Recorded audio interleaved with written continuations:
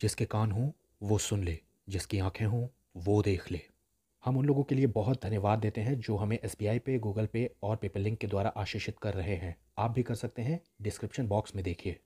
निर्गमन 16:8 में मूसा इजरायलियों से ये कहता है कि जो तुम कुड़कुड़ाते बुड़बुड़ाते हो उसे वो सुनता है। कौन? यहोवा परमेश्वर। आगे लिखा है कि तुम्हारा बुड़बुड़ाना हम पर नहीं बल्कि यहोवा पर होता है। अब ड्यूटरोनॉमी के यानी व्यवस्था विवरण के पहले अध्याय की 27वीं आयत में यह दिया है कि वो लोग अपने अपने डेरे में यानी कि अपने अपने टेंट के अंदर ये कहकर कुड़कुड़ाने लगे कि यहोवा हमसे बैर रखता है। ये दोनों पद मन्ना और वादे के देश दोनों के बारे में कुड़कुड़ाने के विषय में लिखे गए हैं। जब इजरायली निकले तो उन्होंने रास्ते में कुड़कुड़ाना और बड़बड़ाना शुरू कर दिया था, लेकिन ध्यान दीजिए वहां लिखा था वो अपने अपने डेरे में यानी कि अपने अपने टेंट में ये बातें कर रहे थे। इस बात का कंफर्मेशन हमको भजन संहिता यानी जबूर 106 में भी मिलता है। वहाँ 24वीं आयत में लिखा है कि मन भावने देश को उन्होंने निकम्मा जाना था। 25वीं आयत में ये साफ दिया है कि वो अपने अपने तंबुओं में कुड़कुड़ा रहे थे, यानी कि अपने अपने टेंट के अंदर ये सब बातें कर रहे थे। बाइबल बताती है कि इजरायलियों को दिन में बादल दिखाई देते थे।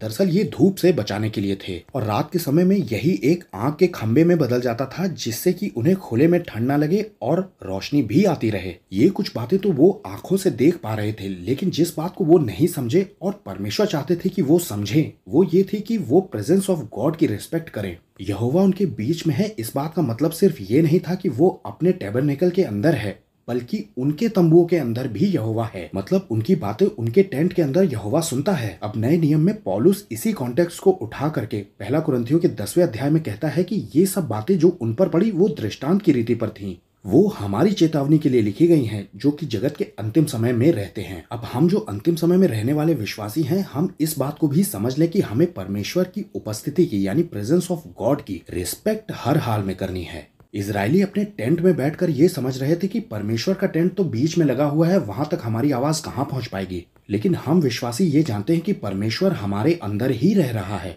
उसकी उपस्थिति तो हमारे अंदर ही है। प्रेजेंस ऑफ गॉड के बारे में मैं एक खास बात और बताता हूँ।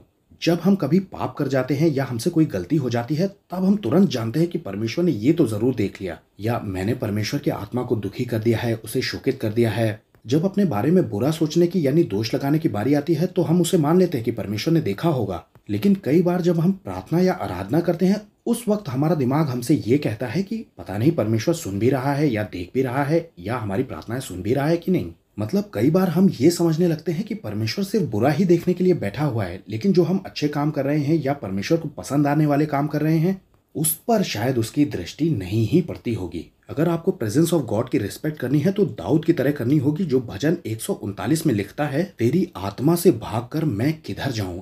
इस भजन को एक बार इस वीडियो के बाद जरूर पढ़िएगा अपनी बाइबल में, आपको बहुत सुकून मिलेगा। यीशु ने भी ये कहा है कि पिता गुप्त में देखता है, और भजन संहिता कहते हैं कि रात तो दिन के तुल्य प्रकाश देगी। आप चाहे बाथरूम में हो या अपने बिस्तर पर, लाइट जल रही हो या बंद हो, परमेश्वर आपको देख रहे हैं। I want to say the presence of God is there and you have to be very conscious about it। पौलुस ने भी पुराने नियम की कुछ बातों को पढ़ करके एक रेवलेशन पाया था। मैं उनमें बसूंगा और चला फिरा करूंगा, मैं उनका परमेश्वर और वो मेरे लोग होंगे। प्रेजेंस ऑफ गॉड की रिस्पेक्ट ना करके जो गलती इजरायलियों ने की वो आप मत करिएगा। सबको जय मसीह की।